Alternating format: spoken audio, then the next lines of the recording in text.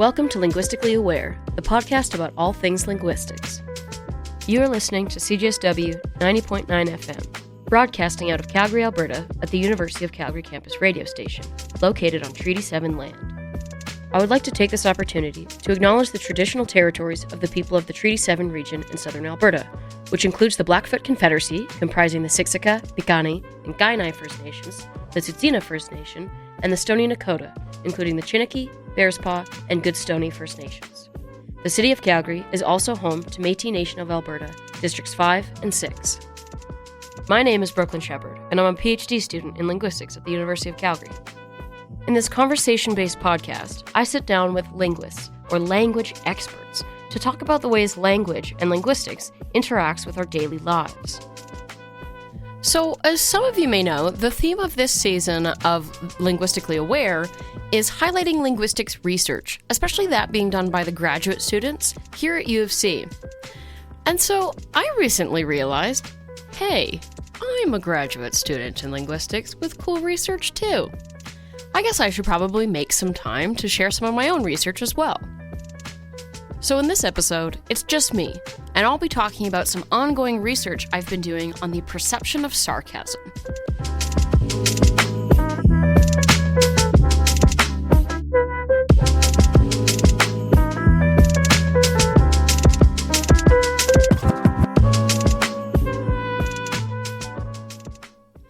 Let me start off by reintroducing myself, as I usually get my guests to do. So yes, I'm a PhD student in linguistics, but I've never really talked about my background or training, so maybe I'll start there. I began my undergraduate career at Mount Royal University here in Calgary, where I was enrolled in open studies. So this basically means I took a bunch of different random classes because I had no idea what I wanted to do. While I was taking those random classes, though, I did a lot of math, I did some philosophy, I did some astronomy, and of course, I did some linguistics. Now, following my time at Mount Royal, I actually ended up at U of C first in the physics program. I was a really, really huge math nerd, so I decided to go into physics, and I ended up doing a lot of different math and a lot of astrophysics and really fun stuff. I actually had a blast. But at some point during my time in the physics program, I sat down with my friends and just started teaching them everything that I had ever learned in my linguistics classes that I took at Mount Royal. From sitting down and listening to me chat about linguistics, my friends were like, I think you might be in the wrong program. So they were absolutely right. So I pretty quickly switched over to linguistics, finished up my undergraduate career here. And actually, this is where my research that I'll be talking about today started. So my undergraduate honors thesis was all about the perception of sarcasm, and specifically the role of prosody or intonation, so the pitch of someone's voice and how they change it throughout a sentence, how that contributes to whether people are perceiving things as sarcastic or not sarcastic. I'll get more into that as the episode goes on, but just to finish off the little, background about me. So I did that. I finished up my undergrad here, and then I actually moved away to Edinburgh in Scotland, where I did my master's. So I did an MSc in what was called speech and language processing, which was a really weird title for it, but it basically means any kind of like language or speech technology. So it really kind of led into a lot of AI work, so working on automatic speech recognition, speech synthesis, natural language processing, machine translation, things like that. So, building basically a Google Translate, but much worse. Stuff like that. Following that, I then worked for an AI research institute for a year before I decided, oh man, I miss linguistics, I miss academia. So luckily enough, I was back in Calgary and I got along splendidly with my supervisor for my undergrad thesis, Dr. Stephen Winters. So I asked him if he would take me on as a PhD student as well. And alas, here I am. So my PhD research is actually not really on sarcasm at all. I can do another episode about that if we really want. Um, but basically, yeah, so the sarcasm stuff started out as my undergrad thesis, and I've kind of been working on it as I've been going on as a side project. So today I thought that was a pretty fun kind of research project that is really, relatable. I originally started working on sarcasm because I am quite a sarcastic person. So I found it really interesting to learn about like the different tones of voices basically that contribute to something being perceived as sarcastic. And who knows, maybe if you have been told that you come across as sarcastic, this can help you either do that or not do that, depending on what your goal is. Okay, so let me get right into the research that I'd like to talk about today. So my undergraduate honors thesis, which I eventually presented at the Canadian Linguistics Association's annual conference, also called the CLA, and I'm still working on several follow-up studies today, but basically it was called The Perception of Sarcasm. Can prosody cue whether a statement is a compliment or an insult? So let me break down a couple things here, first of all. So by sarcasm, I basically just meant like when somebody says something that they don't want you to take literally. So sarcasm can sometimes be thought of as a more negative thing, like, you're going to insult somebody by being sarcastic and it can be perceived as rude or something like that. That's not really necessarily the kind of sarcasm that I was specifically focusing on. I was actually looking at sort of just when people say something and they don't want you to take it literally, that sort of more general kind of aspect of sarcasm, which a lot of people tend to call verbal irony. I decided to go with sarcasm just because it's a term that's more familiar to a lot of us, so it's a little bit easier for everybody else to understand. Next, in my title, I also have the word prosody. So I think we've gone through prosody in some other episodes on this podcast, but just to really kind of, bring this whole thing together, very generally, prosody has to do with what are called suprasegmental aspects of speech. So basically, it means things that are like above or beyond the word level or the sound or the specific speech sound level. So it's not just a s or a t or an e or an ah or those specific vowels and consonants that you're using. But it's actually related to, so one part of it is the pitch of your voice. So as you talk, your pitch, goes up and down, and you can use that to signal lots of things, including sarcasm. Spoiler. But that also includes, so prosody also typically includes things like intensity, which is basically just how loud you're speaking. And then it also includes things like duration and the general rhythm of how you're speaking. So prosody is like this really big thing that sort of has to do with, this kind of rhythm and intonation of your voice and how you're speaking. Sometimes people conceptualize this sort of like the actual consonants and vowels are what you say, whereas the prosody is how you say it. At least that's the case in English. Then the last thing I want to talk about in this title before I sort of get into the specifics of what I did is this idea of something being either a compliment or an insult and where that kind of plays in. So like I said before, when I was talking about sarcasm, I wasn't necessarily talking about like only insults, which is often how people perceive sarcasm. But what I was talking about really was basically you can say something sarcastically, whether it is literally positive or literally negative. So the example I always like to give is, like my partner, for example, is a really great cook. So I would say, you're a really awesome cook. And that would be said sincerely, not sarcastically, because they actually are an awesome cook. But if I were to say that same thing to my mother, no offense, Mom, but who is not a great cook, then I would probably say something like, you're a really awesome cook, or something along those lines. That was me trying to be sarcastic. So I can do that with the word awesome, but I can also do that same thing with the word awful. So if we go back to the example of my partner who actually is an awesome cook, I could sarcastically say, "You're a really awful cook," right after they've made me like a beautiful meal or something like that. But if I were to say that to my mother, again, no offense, Mom, that would then be unfortunately sincere. So I'd have to say, "You're a really awful cook." So it was these kinds of differences that I was looking at. So what really inspired me was that a lot of the previous research in this kind of area of how people are perceiving and producing sarcasm and what sort of intonation they're using and how they're changing the tone of their voice to convey this sort of sarcastic intent. A lot of that previous research really, really only looked at those cases where it's a literally positive word. So something like awesome. Where you say something like that, and then your sarcastic version is sort of insulting the person or teasing or something.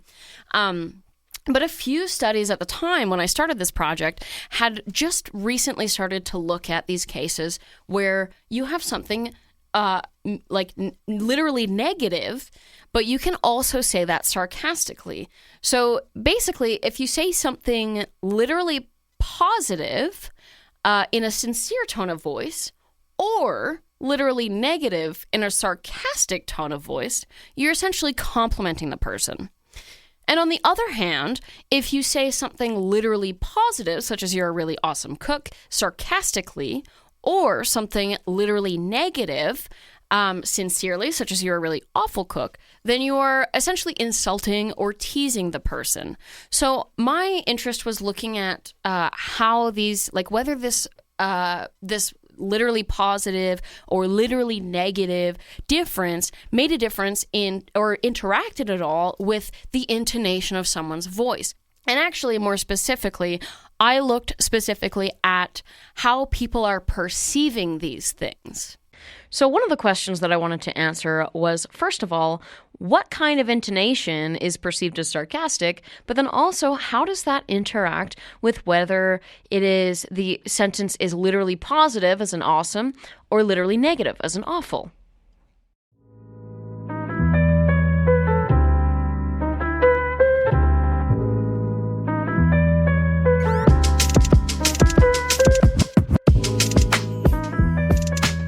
You're listening to Linguistically Aware, broadcasting on CJSW 90.9 FM on Treaty 7 Land.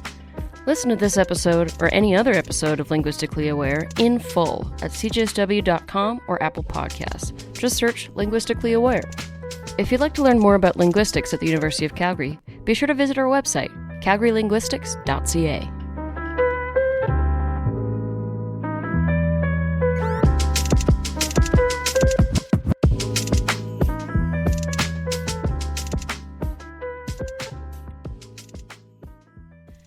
Okay, in this part, I'm going to start getting into how I actually did this. So what kind of experiments did I run? What kind of work did I do to actually figure out what kinds of tones of voices are perceived as sarcastic? And specifically, this work was done on Canadian English.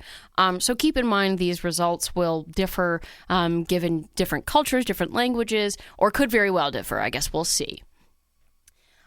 So essentially what I did is I wanted to have several different, what I called intonational contours. So basically different ways for people to change their voice to potentially be perceived as sarcastic or not sarcastic. Now, a lot of previous research in this field has basically brought speakers in and been like, okay, say this thing sincerely, now say it with a sarcastic tone of voice. And it's up to the speaker to just interpret what they mean or what a sarcastic tone of voice would be. But what I really wanted to do here, rather than looking at how these people will produce things sincerely versus sarcastically and looking at the way they actually do it, I wanted to control exactly what intonation they were using and then give it to a set of listeners and see which ones they find to be the most sarcastic. And so the way that I did this to get people to say speech in a very, very specific way, well, I had to use some insights from theoretical linguistics, specifically something called the autosegmental metrical theory of phonology. Now, I know that is a lot of big words, and they're honestly not very important for our purposes. But this theory, essentially, like what it's saying is that you can describe sort of intonation patterns, so the patterns of someone's pitch in their voice as they say something. You can just describe it by a series of high tones and low tones. So you have a high tone when your pitch goes up, and then you have a low tone when your pitch goes down. And you can put these on different words, and you can make some more stronger than others, and put them near the ends of the phrase to make different meanings. But essentially, it's just like, okay, different spots in the intonation contour that it points to, and it's like, okay, this one is high, this part is low, and so on. And in English, among other languages, we can actually combine these different tones to create pitch accents. So, for example, I'll give you an example of some of the stimuli that I used for this experiment, where I manipulated 3 different pitch accents, which were called H star, so H meaning high, L plus H star, which means it goes to a low tone and then it goes high, and then L star plus H, which is again low and then high. The stars here, however, relate to which tone is in line with the stressed syllable. So which one is basically the more prominent of the 2 tones, we could say. And this will become a lot more clear when I give you an example. So maybe we should jump to that. These first 2 examples are those with an H star pitch accent on the word really. You're a really awesome cook. You're a really awesome cook. These second 2 examples are with what is called an L plus H star pitch accent on the word really. You're a really awesome cook. You're a really awesome cook. And these last 2 examples are those with the L star plus H. And these might sound pretty similar to the last ones, so try to keep an ear out for any differences you notice. You're a really awesome cook.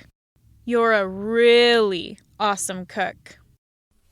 Now, you might have noticed that some of those kind of sounded quite a bit more elongated than others. So in some cases, she said really, and in some cases, she said really. So that was another thing that I wanted to test, was how the length of that word really. So I focused all of these things on the word really, just to keep it consistent across the different sentences, because that was the thing they had in common. But not only did I get these speakers to do these slightly different patterns with the pitch of their voice, I also got them to try doing one where they really elongate that really, and then one where they just say it a little bit more naturally. And that was just because it's been found actually quite a few times that sarcasm, one of the most common ways that people signal sarcasm, is by speaking more slowly. Or another way of saying that is by elongating their words. So they're going to say something more slowly. They're really going to elongate those vowels that they're saying. And that is actually really the only definite cue of sarcasm that the literature has found so far, at least that I'm aware of. But yeah, so because that was something that I knew would probably get sarcasm, I wanted to include that to see how it interacts with these sort of different changes in the pitch of someone's voice. And so once I had these, roughly 150 sentences or so I had these different sentences from different speakers, it all totaled to around 150 sentences that I then presented in an experiment to participants to rate in terms of how sarcastic they thought the speaker was intending to be. So basically, to find people to rate these sentences in terms of how sarcastic they thought they sounded, I used the SONA system at the University of Calgary. So basically, like if at any point any of you are in an introductory linguistics class, I think they do it in psychology and probably other places as well, but for sure in linguistics in Ling 201, which is our introductory class here, you get the opportunity to get bonus credit for participating in research. So this is where I got most of my participants for this study, is basically students could just sign up online when they're in that class, and then they got to sit on their computer and get some extra credit just for rating things in terms of how sarcastic they sound. So that was pretty cool. Anyway, so my participants were all native speakers of Canadian English, because we don't know exactly how these things would be affected by different cultures, different backgrounds. So we had native Canadian English speakers recording the utterances. So we basically just wanted to see, okay, how do people of the same dialect rate these things? And so basically students just, sat on their laptops, whatever, and went through a series of trials where they heard an audio play, and then they had to rate it on a scale of 1 to 5 on how sarcastic they thought the speaker was intending to be. So we ended up with about 18 participants who actually rated all of these sentences in terms of their sarcasm and how sarcastic they thought the speaker was being. And then we got some really interesting results from our statistical analysis. The first thing we found was quite expected, which was really just, okay, the ones that are said more slowly are rated as significantly more sarcastic than the other ones. So people were definitely hearing that when you say really instead of really, that sounds quite sarcastic, which is in line with what previous findings have found, which is actually pretty cool. Because you can pretty easily change your tone to be sarcastic if you just slow down the pace of your speech. So if anyone has ever told you that you sound sarcastic without you intending to, maybe you're just talking real slow. The other main thing we found was that there was indeed a difference between the different pitch accents.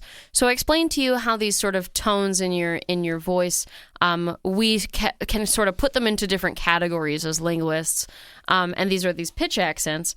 And so there was actually a significant difference between how people perceived these as well.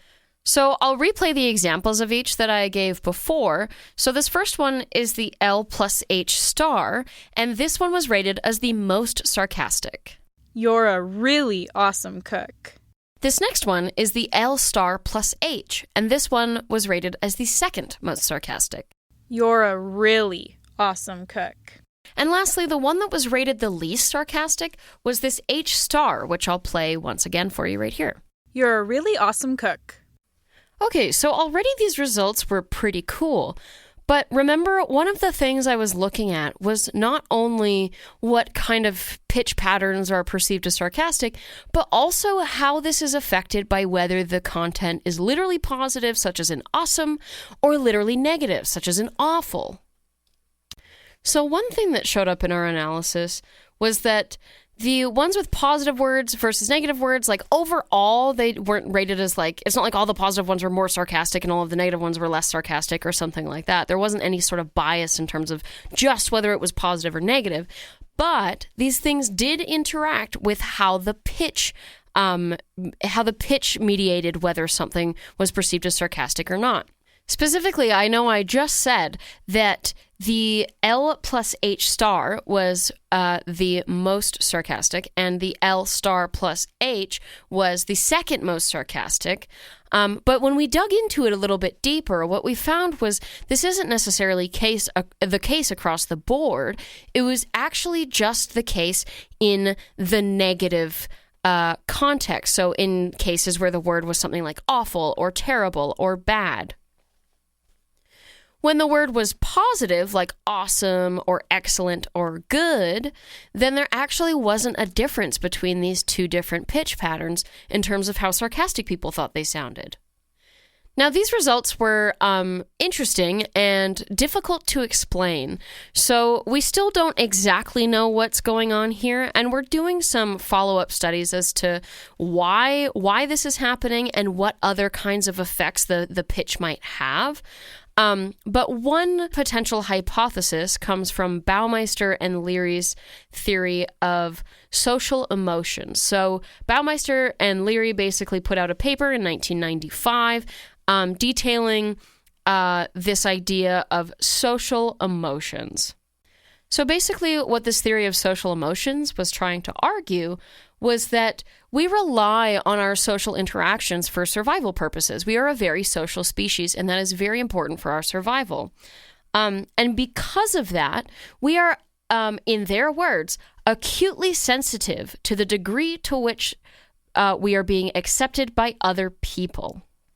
And what they say is that this huge sensitivity to the degree at which we're being accepted by others, basically causes us to err on the side of caution when we're trying to determine if somebody is accepting us or not. So because it's so important for us to be accepted, we are constantly, according to this theory, we are constantly vigilant for unacceptance. So then in the case of sarcasm, in this case where we have something like, "You're a really awesome cook," according to this theory, people would be more likely to perceive that as sarcastic. The reason being, like, I'm going to assume that this is a threat. Why would someone just compliment me out of the blue? Which I kind of get, because you know how it feels when somebody compliments you and you're like, "Are you sure? Are you sure that's what you mean?" Because sometimes we don't expect people to be that nice to us. But on the other hand, in the case of the sort of more negative literal content, like calling someone an awful cook, this theory would then predict that we would get lower sarcasm ratings for those because those are already literal threats. So we would basically be more inclined to, regardless of whether it's positive or negative, we would be more inclined to take some interpretation of what they're saying and assume that they're insulting us rather than complimenting us. Now, this is not what the results of the study found. We didn't find any difference between the positive and negative results, like overall. But what we did find was this interesting difference between the pitch accents. And so the way that this relates back to this theory of social emotions is that maybe we are acutely sensitive to the degree to which we are being accepted by others. And maybe in the case of a negative literal statement, something like "you're a really awful cook," maybe in that case, because it does have that sort of potential threat word of awful, and therefore you might not be being accepted by this person, this might make us listen just a little bit closer. So those two different pitch accents that I played for you that were found to be perceived differently in this study are very, very similar. It's hard to tell the difference, especially if you're not a trained linguist. So one idea I had for these results was maybe they're just listening closer because it's something negative. Maybe there is that potential threat there, and because we are acutely sensitive to this, we are also acutely sensitive to the prosody and the patterns in the pitch. So that's just one idea for how we could interpret these results. I'm sure there's many more. And honestly, if you're listening to this and you are as intrigued as I am, if you have any ideas, feel free to reach out. My contact information is on calgarylinguistics.ca.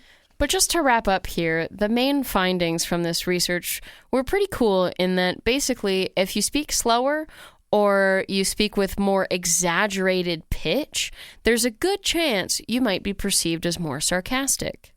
And then for the interaction between whether it's something positive or negative or a compliment or an insult, well, I would say we're still working on that. But we are seeing some really interesting little hints of differences there. So I'm really excited to see what happens next.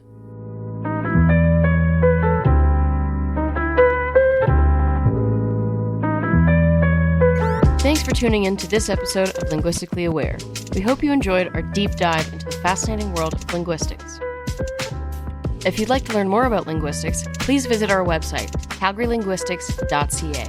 Until next time, keep exploring the beauty of language.